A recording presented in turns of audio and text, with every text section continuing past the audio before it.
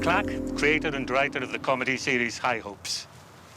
The idea for the show came from meeting a couple of youngsters up the valleys who were up to a bit of nonsense, and then discovering that they were being brought up by their 16-year-old auntie and her boyfriend. Anyway, this set me towards thinking about the nature of family life. This show is about the creation of a new family from bits of other families. It's about the kindness and humanity that is needed for that. Coming up, Mam reveals all, Claude messes up, Fagin smartens up, and the boys fall out. But to begin at the beginning, in the first ever episode, the boys break into the Hepplewhite house. Don't you just go upstairs and wake him up with a cup of tea? Hello, we're housebreakers, the kettle's on. Never done it on purpose. Don't move or my mum will throw the pot over you, won't it, Mum? Yes, and it's nearly full. Where are you? Where are you from? I'm Dwayne Hoffman and he's Charlie Jenkins. We're sleeping rough, like. Do your parents know where you are? My mum and dad are divorced, like, and Charlie's mum's a prostitute, working the car parks in Neath. He don't know who his father is. Only the proper car parks, the official ones, like. I'm very old-fashioned and I like a lot of old stuff. I used to adore black and white television things, and I used to watch children's things like Wacko and Billy Bunter. But when I really got into it was with Hancock on radio, then television with Galton and Simpson. My mum would see to you food and you washing and that, and I could slip you a few bob from time to time. So, what do you say? Oh, Mr. Epplewhite, me and Charlie wouldn't let you down, never. Oh, it'll be lovely having young people in there. You best not call me Mr. Epplewhite. Look, I got my cover to keep, see. Now we should think of a different name, like a code, like. I know. That film where Alec Guinness had a beard, he had apprentices and all. Oh, what was his name? Fagin, that's it. Fagin? I like it. Fagin it is, then. Fagin. Great. Stick with me, boys. You won't go far wrong. I got high hopes for you, boys. Very high hopes indeed. Well, writing together is always interesting. It's nice. I enjoy writing with another person. The way we start is to come up with the actual storyline for the episode. The theme is very important to us as well. Each episode is a theme. So we come up with the theme and the storyline, and the next step then is to break that down into actual scenes, individual scenes. Each scene, of course, must do certain things. Essentially, it must be funny, but it must also advance the plot. You can't have a scene there just for the sake of it being there. The international money markets are in turmoil, man. At least they was this time last year. He's a kind of Walter Mitty-ish character, I guess, in a way. He's a dreamer. Totally disillusioned with life, the life he's had. Desperately yearning for a better life, but abjectly fails every time. You are smart, you are. Aye. Brains, see, boys? I'm an intellect, like. Now, if you want to make a success of a criminal career, you got to be prepared to put in the hours. Too many youngsters nowadays wants the rewards without putting in the hard graft, like. Yeah, you are. Bought from the shop, this is. None of your homemade rubbish here. Thanks, Mrs. Epplewhite. I remember doing the first ever episode, which was also the first ever time I'd done a sitcom in front of an audience. And I can remember the first couple of scenes. I remember this pounding in my ears. My sort of blood pressure had gone up so high. It was very much like a rabbit in the headlights. Are you comfy?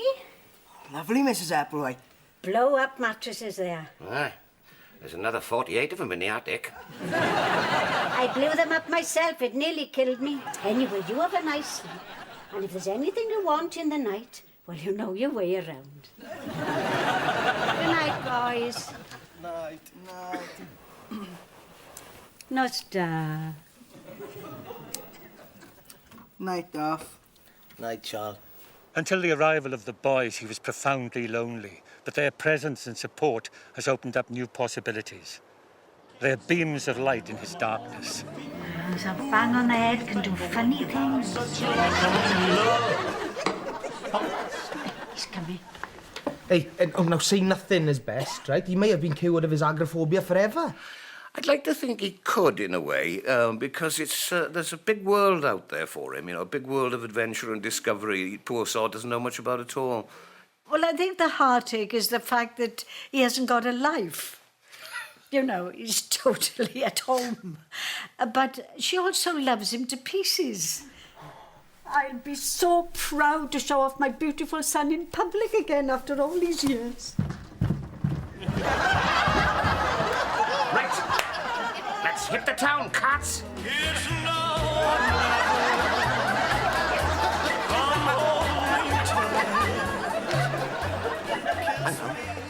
Now here, I'll show you boys a bit of shoplifting. The classic method, like. Oh, fantastic. We'll go in separate. Now, you boys, keep your eyes on me. Keep them peeled. You wouldn't even know I done it. Sleight of hand, see? Excuse me, sir. Would you mind accompanying me to the manager's office? It is up there in the top 5 or 6 shows that I have done on the grounds, principally of its writing, which is extraordinarily funny, clever, idiosyncratic, sometimes rude, but always done, always written with a warmth. A very good cast, and now a hugely loyal following audience. I mean, it is almost the same filming Up the Valleys. With High Hopes, we get the same kind of attention from the general public that we used to get when we filmed Only Fools and Horses. You know, it's except the audiences in the valleys of Wales are slightly more polite. They're delighted that you're there. If I had to describe Hoffman to someone, I think he's a genuine sort of boy, you know. I'd have looked after my mum and dad if they'd have stuck together. But they don't need me, see? At least you know who they both was, though. Aye. If I'd have met Charlie in real life, I think I'd love him. He's probably the honest kind of bloke that is one of your best friends. You know, he'd always be there for you. Not knowing what he was getting into, probably. But I just love Charlie's innocence. Hey, that Charlie's a bright lad. Where did you go to school then? Neath, but I never went, mind. Why not, love? Because the teacher didn't like me. Why not? Because I set fire to his car. Oh, well, I could go up and have a word with him. A misunderstanding it was. No, he understood, Mrs. Applewhite. He just didn't like it. Toyota it was. Aye. That's a Jap car. Japanese. They tortured my husband in the war, didn't they, Richard? Aye. They jumped up and down on his stomach with their boots on. And now they're going to deny you an education just because you set fire to one of their cars. It's not right.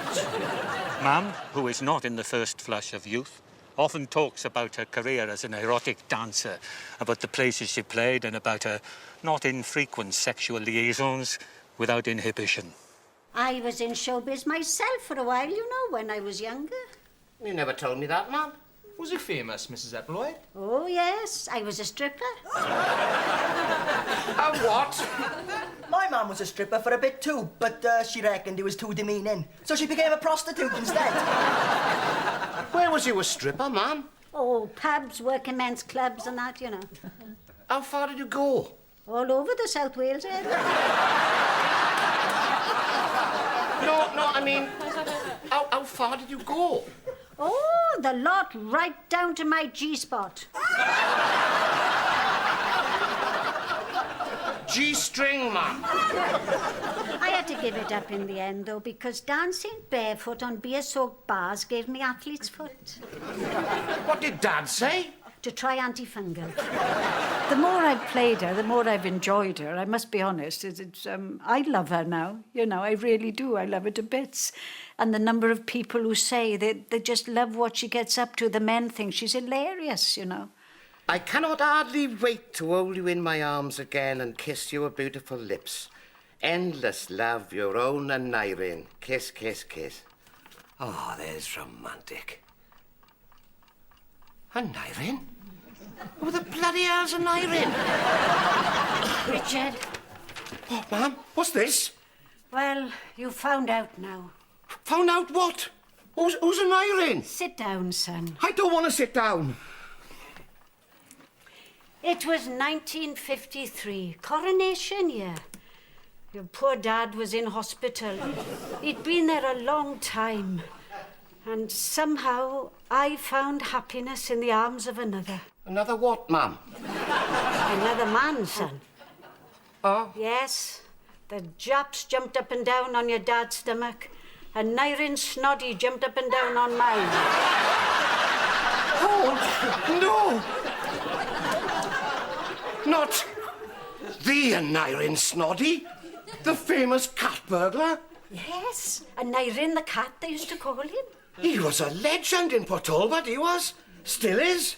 Oh, he was a good-looking man, like Cary Grant, smoked a pipe. Women were mad for him.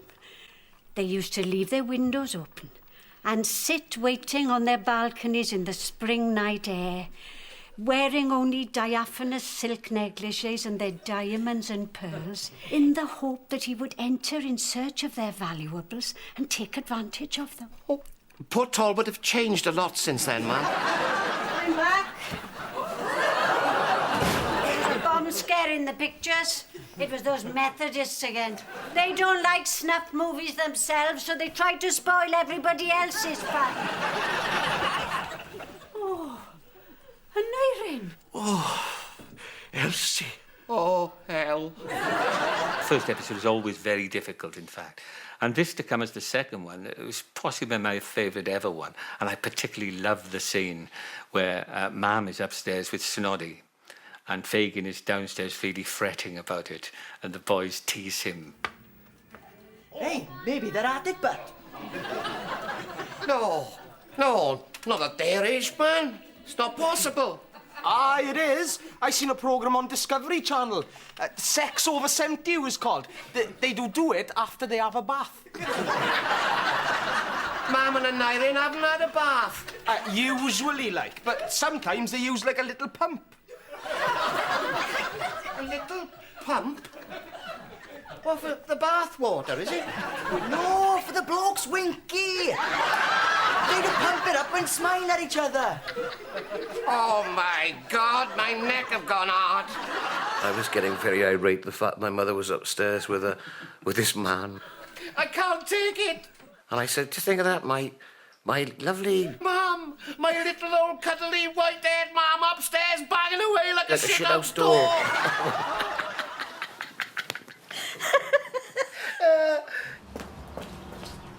Protection racket is a dirty word, Doctor. 2 words, then. Yes, blackmail, that's better. Anyhow, if I don't get £400 in used notes, Ford's prescriptions will be in the hands of the medical authorities quicker than you can say stick your tongue out. I personally have a lot of time for the police. I really like the police. I admire them to the point of affection, to be honest. Can't you do something about it, Sergeant Ball? You know me, I'd love to, Mrs. Hebblewhite. But the clever buggers, they always watch their backs. I can't stand the hoity-toity sods. No, I'd like to have them one at a time on my own in a darkened urinal. I'd give them something to ponder on. But unfortunately, I'm limited by the constraints of the legal system. He's not a man to be messed with at all. I like him. I really like him. I like him very much as a person. Hey, Sarge, you know you asked me yesterday, how'd you keep an idiot in suspense? Yes? Well, you said you'd tell me the answer today. So, how'd you do it, Sarge? So many policemen have told me that every station has a Claude, and that Sergeant Ball is the sort of copper that other coppers admire. Hey, Sarge, you used to be in a pop band, didn't you? Yes. Look at this. £5,000. We could reinvest it in sex toys from the Far East.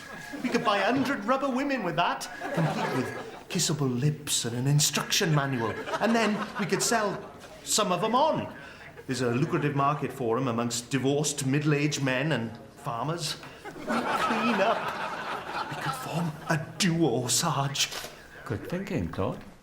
Ball is understanding and forgiving of Claude's inadequacies because he knows he has a good heart. Both of them are really good friends of the Hepplewhite family, who Claude visits regularly to indulge his passion for cream and cakes, which he gets from Mrs. Coles' shop on the station account. So what else you been up to then, Claude? Checking the contents of a sex shop in Porth. Oh, that's exciting. It was extremely difficult to keep a straight face at times with Mum's lines. I mean, when the audience were falling about with laughter and I knew the camera was coming over to me and I had to react to this, it was nail-bitingly difficult. One particular moment where she was where Claude was talking about a break-in in a sex shop in Porth, I remember. And I said, Mum was pouring tea, and I said to Claude, was it robbery? He says, £19.50 for a vibrating busy beaver, batteries not included. I'd call it robbery, aye. And Mum, serving the tea, says, Cheap latex rubbish they are, too. You could make a better one yourself with a lump of putty and an old alarm clock. now that, I couldn't believe how I could keep a straight face through that. It was just so painful. Claude's defining characteristics, I guess, involve sex and cream cakes. I think that's what it sort of boils down to. There's two sort of his north and south, but he's just an innocent as well. But I think most things revolve around where he can get his next cake from. Yeah. You're looking very dapper today, Claude. Aye, we're on high alert, we are, Mrs. Epplewhite. Sergeant Ball have warned me I can't eat no cream cakes in case the cream falls on my tunic, like. Well, they're sensible. Aye. They look nice, though. I do love them. It's a VIP, see, visiting the area, like. Who's that then, Claude? I can't tell you, Mrs. Epplewhite. That's more than my job's worth. Security, see? Official Secrets Act, like. Oh, he's so professional, isn't he, Mary? Yes, he's a credit to his uniform. I've always said it, I love. So you won't be going to the party tonight then, Claude? No, I'd like to, but, do you think I could chance it? Have a cake, a cream on, like, if I'm careful. I mean, all the cream is held in a cream on, innit? By the pastry, like. I won't tell anyone, Claude. No, me love. All right, just the one. I'll use my hanky as a bib.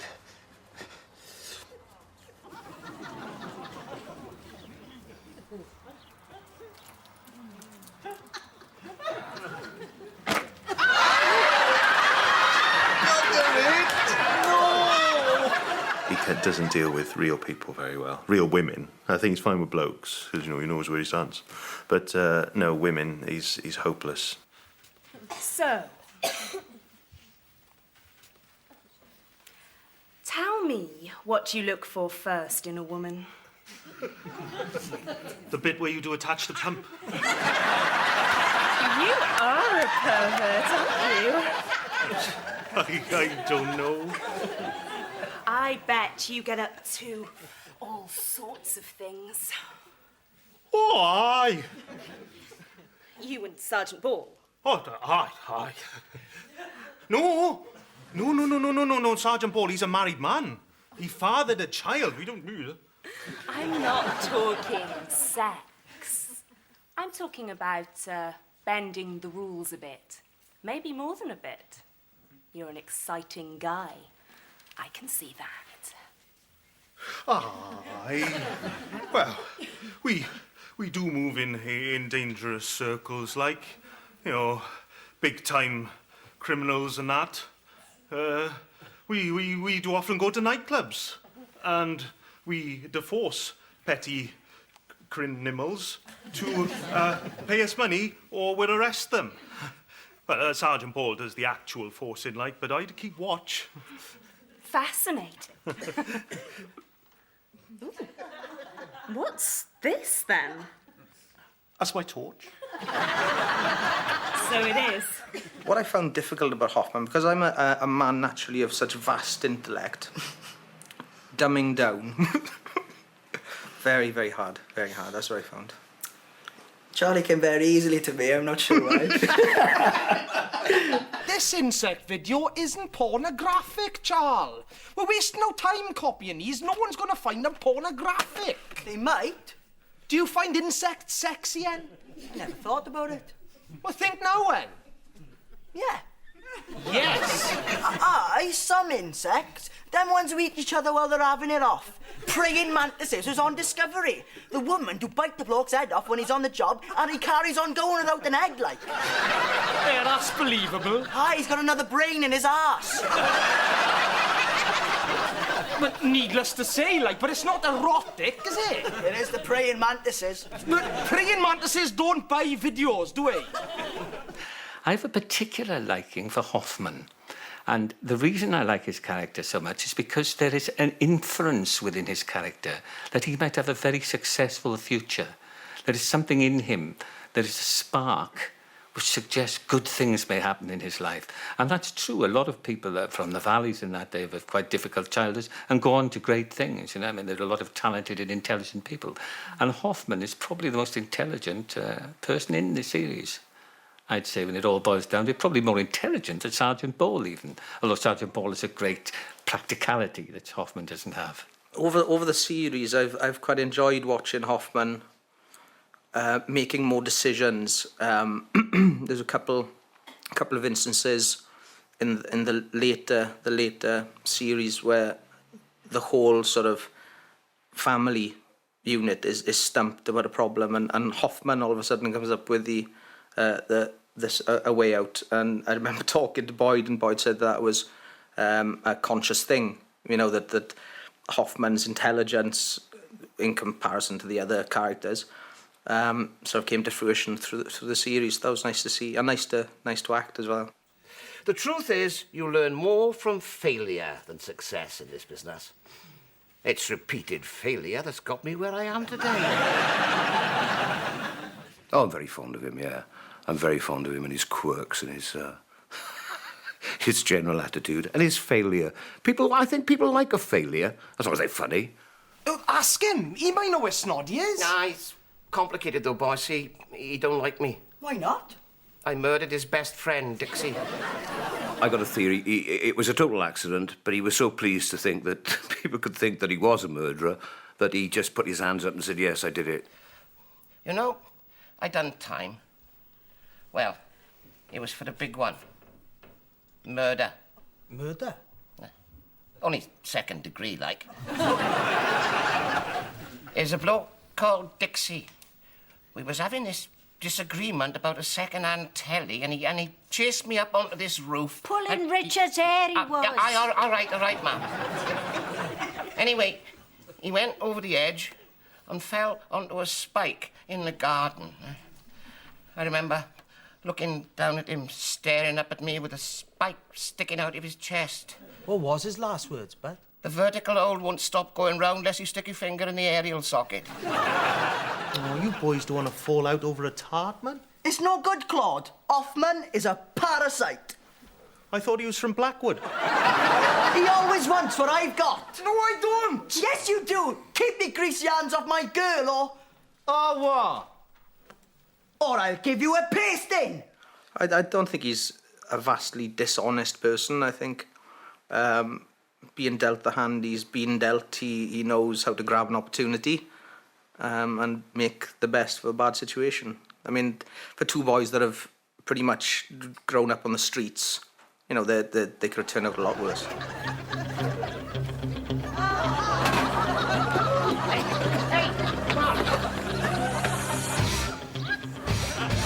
Right, lad. No biting, no scratching, no headbutting, no strangling, no clawing at the crown jewels, no kneeing below the waist, no poisoning, no going for the eyes, and definitely no knifing. Do you understand? Can we stick the boot in? No, that should have been on the list. All right, then? Aye, bring it on. Let's run more. Right, shake hands, back to your corner. Seconds out, round one. Mrs. Applewhite?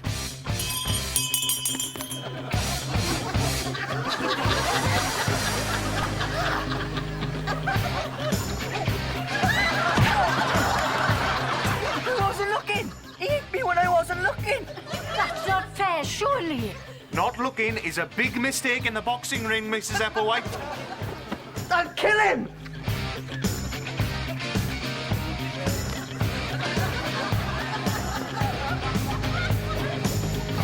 He's hiding behind Sergeant Ballman! Kill him!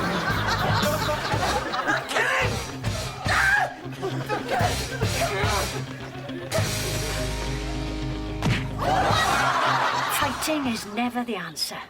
Well, this background, I'm still trying to live it down. Everywhere I go, people start bringing it up, you know.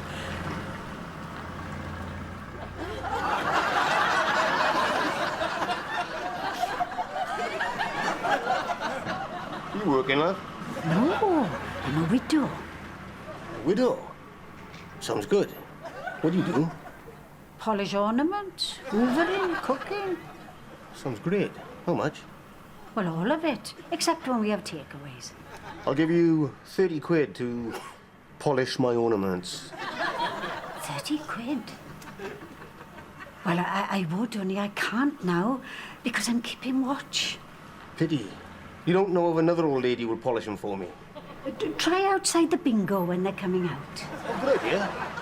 Thanks, Grandma. Nice one. I'll recommend you to my friends.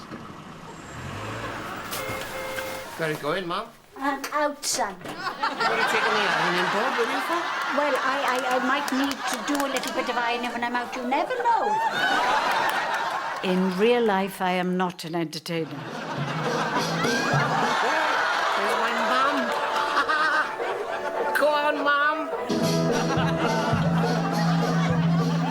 I'm an old lady. Can't bring in a new vocalist just like that. It's against the rule, isn't it? But I don't know, Sarge. Oh, it's not.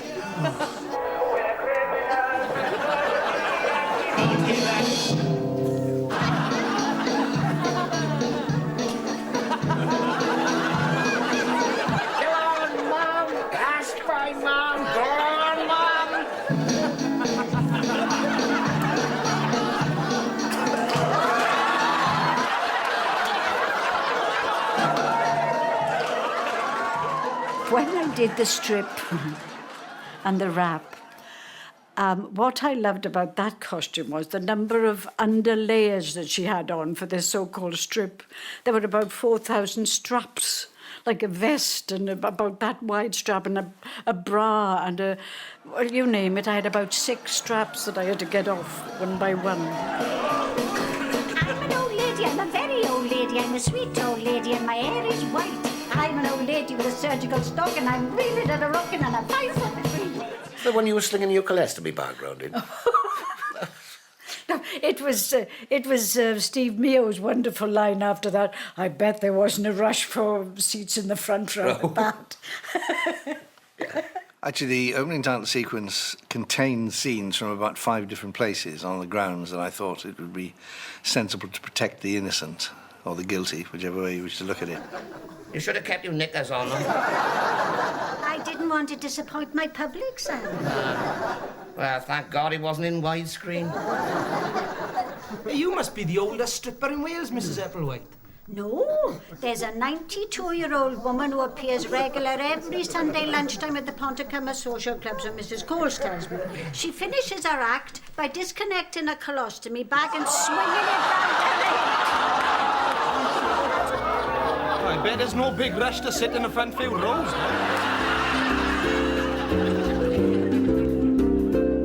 And there's more of the best bits from the High Hopes next week at the same time here on BBC One Wales.